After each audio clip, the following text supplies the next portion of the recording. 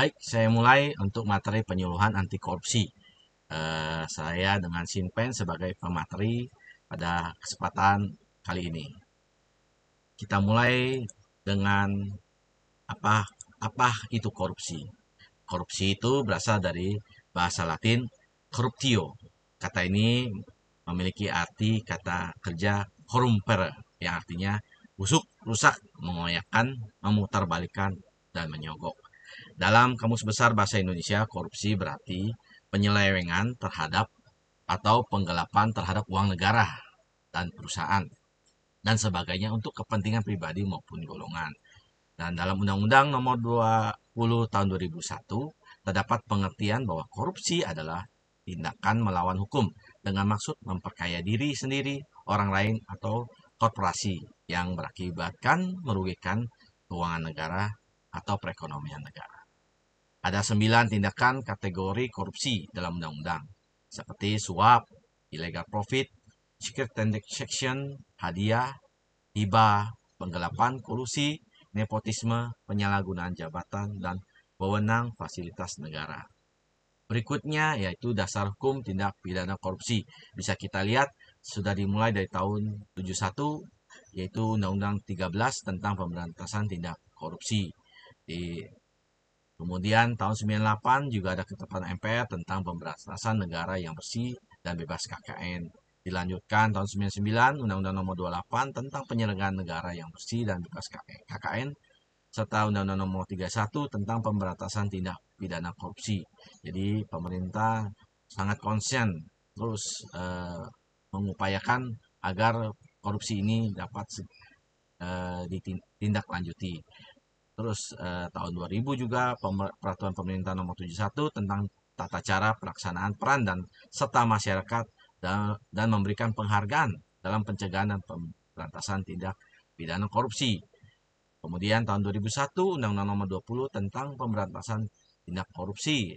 Dilanjutkan tahun 2002 Nomor 15 Undang-Undang Nomor 15 tentang tindak pidana pencucian uang. Dan terakhir Undang-Undang Nomor 30 tahun 2002 dibentuknya tentang Komisi Pemberantasan Tindak Korupsi atau yang kita kenal dengan KPK. Berlanjut juga pada era presiden kita, Presiden Jokowi, penerbitan Impres nomor 10 tahun 2016, aksi pencegahan dan pemberantasan korupsi. Dan juga penerbitan Perpres 54 2018 tentang strategi perencanaan nasional pencegahan korupsi. Jadi dibentuk tim nasional ya. Dan peraturan pemerintah nomor 43 tahun 2018 yaitu tata cara peran serta masyarakat dan pemberian penghargaan dalam pencegahan dan pemberantasan tindak pidana korupsi. Dan terakhir yaitu penambahan jumlah penyidik KPK dari 250 menjadi 200. Dan ini adalah upaya-upaya yang dilakukan dalam mencegah tindak pidana korupsi. Serta adanya pasal-pasal yang mengatur korupsi. Kita bisa lihat di pasal-pasal dalam Undang-Undang Nomor 20 Tahun 2001 ada 30 bentuk yang kemudian disederhanakan menjadi 7 kelompok besar, yaitu ada kerugian keuangan negara, ada suap menyuap, ada penggelapan dalam jabatan, pemerasan, perbuatan curang, benturan kepentingan dalam pengadaan, dan gratifikasi. Jadi semua sudah tertuang dalam pasal-pasal yang diatur dalam Undang-Undang Nomor 20 tersebut. Itu ada strategi yang dilakukan dalam pemberantasan tindak pidana korupsi. Kita tahu ada 3 strategi, yaitu preventif, detektif, dan represif. Strategi preventif yaitu strategi usaha mencegah korupsi yang diarahkan untuk menghilangkan atau meminimalkan faktor-faktor penyebab atau peluang terjadinya korupsi, yaitu adanya usaha yang dilakukan sebelum terjadi. Dan selanjutnya ada strategi detektif, itu usaha yang diarahkan untuk mendeteksi dan mengidentifikasi terjadinya kasus-kasus korupsi dengan cepat, tepat, dan biaya murah sehingga dapat ditindaklanjuti. Dan terakhir yaitu strategi represif, yaitu usaha yang diarahkan agar setiap perbuatan korupsi yang telah diidentifikasikan tersebut dapat diproses dengan cepat, tepat, dengan biaya murah sehingga pada para pelaku dapat segera diberikan sanksi sesuai peraturan perundang-undangan yang berlaku.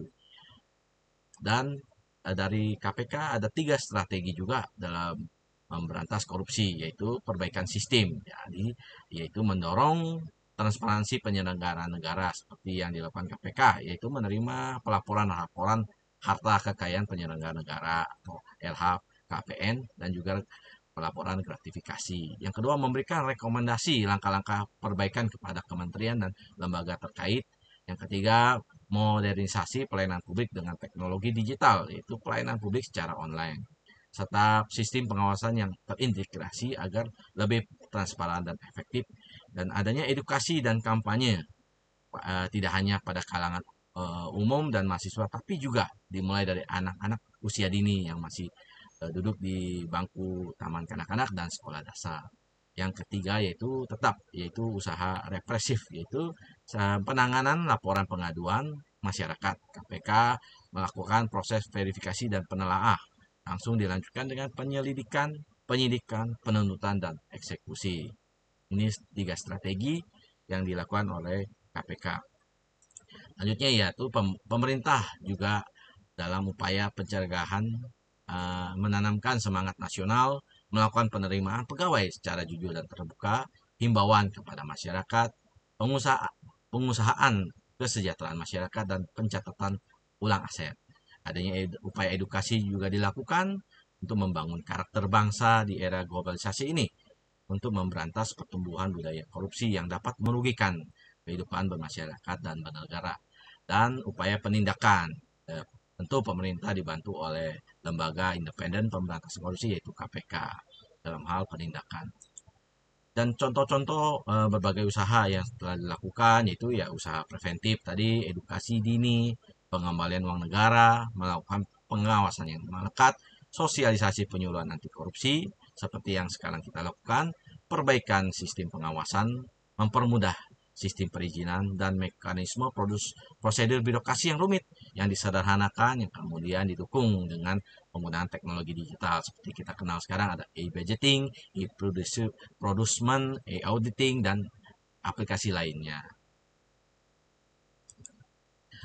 Tujuan akhir dari berbagai usaha ini adalah itu untuk menghapus bentuk korupsi dalam rangka menunjang terwujudnya good governance. Ya, sasarannya itu agar perbuatan korupsi menurun, jumlah kerugian negara menurun, dan meningkatnya penyelesaian tindak lanjut kasus-kasus yang berindikasi korupsi, meningkatkan partisipasi masyarakat dalam menginformasikan perbuatan korupsi, dan terwujudnya sistem pengelolaan yang memiliki daya tangkal terhadap pradik-pradik korupsi secara lebih efisien dalam menjalankan tugas dan fungsi serta wewenangnya, dan serta meningkatkan efektivitas sistem pengendalian manajemen. Indikator yang bisa kita lihat adalah turunnya persentase tindak pidana korupsi, kepercayaan publik kepada pemerintah menguat, dan adanya pengembalian uang negara, serta sistem pengawasan melekat pada instansi-instansi efektif meningkat ya. Kita juga dapat belajar pada negara-negara yang indeks persepsi korupsi atau IPK-nya tinggi. Kita lihat ada 4 yang tertinggi yaitu Denmark, Finlandia, Norwegia, dan Swedia. Kita dapat belajar dari negara-negara ini. Seperti di Denmark dengan IPK 90 pada tahun 2016 dan Finlandia IPK 89 tahun 2016, di mana Denmark mempunyai unit pemberantasan korupsi di setiap lembaga pemerintahannya, dan adanya keterbukaan politik dengan memodernisasi sektor publik dan manajemen sumber daya publik mulai meningkatkan transparansi dalam pengambilan kebijakan, mekanisme akuntabel dan anti korupsi, serta partisipasi warga dan dialog civil society. Di Finlandia juga ini bahkan terbukti bahwa Perdana Menteri rela mengundurkan diri karena berbohong saat kampanye, dan masih banyak lagi yang dilakukan dalam implementasi undang-undang anti korupsi. Dan dampak korupsi itu terjadi di berbagai sektor itu, sehingga mengakibatkan harga-harga kesehatan mahal, meningkatnya angka kematian ibu melahirkan, meningkatnya angka kematian bayi, menurunkan kualitas gizi anak, meningkatnya angka putus sekolah, tingkat pengangguran tinggi, dan biaya pendidikan tinggi. Ini dampak dari korupsi. Kita bisa lihat perbandingan kerugian negara, keuangan negara dengan hukuman finansial koruptor, yaitu kita lihat pembandingan putusan pengadilan yang diberikan kepada korban masih lebih rendah dengan tujuan tuntutan jaksa, dan tuntutan jaksa masih lebih rendah dibandingkan kerugian negara. Hukuman finansial pada pidana korupsi masih belum dapat menutupi kerugian korupsi yang ditimbulkan. Jadi biaya sosial akibat korupsi adalah biaya penegakan hukum, pencegahan korupsi, biaya penahanan dan biaya penjara, biaya pengadilan, dan serta biaya jaksa. Jadi korupsi juga memakan biaya yang besar. Jadi hubungan dampak korupsi dan biaya sosial korupsi yaitu pelayanan publik tak kunjung membaik, pelayanan kesehatan mahal, biaya pendidikan mahal, masyarakat hidup di bawah garis kemiskinan, meningkatnya besar pajak, dan biaya sosial korupsi itu sendiri. Dan ini adalah perbedaan antara gratifikasi, uang pelicin, pemerasan, dan suap. Gratifikasi adalah pemberian dari seseorang pada tugas atau penyelenggara negara. Dan uang pelicin adalah uang yang dipakai untuk melicinkan atau mempermudah suatu perizinan. Adanya pemerasan dari oknum-oknum tertentu, dan suap untuk melancarkan, ini suap adalah uang untuk melancarkan suatu proyek tertentu. Jadi ada rencana aksi pemberantasan korupsi kita dapat ukur melalui SMART, itu specific, measurable, attainable, relevant, dan timely. Jadi kita bisa membuat suatu aksi pemberantasan korupsi dengan metode SMART. Itu kita spesifik apa yang akan kita lakukan, measurable kita ukur apa yang mau kita kerjakan, dan attainable yang bisa dikerjakan, dan relevan dan serta time schedule yang akan kita lakukan. Satu project yang bisa kita lakukan dengan menggunakan metode SMART ini. Dan terakhir adalah integritas dan nilai-nilai anti korupsi. Ini yang sangat diperlukan. Integritas itu kita bertindak secara konsisten antara apa yang kita lihat dengan tingkah laku serta nilai-nilai yang kita anut. Yaitu berasal dari kode etik tempat kita bekerja, nilai masyarakat, atau nilai moral pribadi. Nilai anti korupsi yaitu nilai yang harus dianut ya, dengan sasaran agar berperilaku anti korupsi. Ada 9 nilai.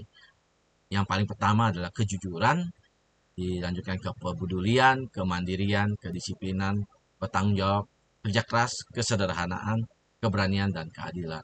Yang paling utama adalah kejujuran. Bagaimana kita jujur dalam kita melakukan aktivitas kita, sehingga dengan modal jujur pasti kita tidak mudah untuk melakukan korupsi. Dan itu adalah penyuluhan anti korupsi. Terima kasih. Mari kita budayakan anti korupsi. Ingat, berani jujur adalah langkah awal memberantas korupsi. Terima kasih. Sekian dari saya.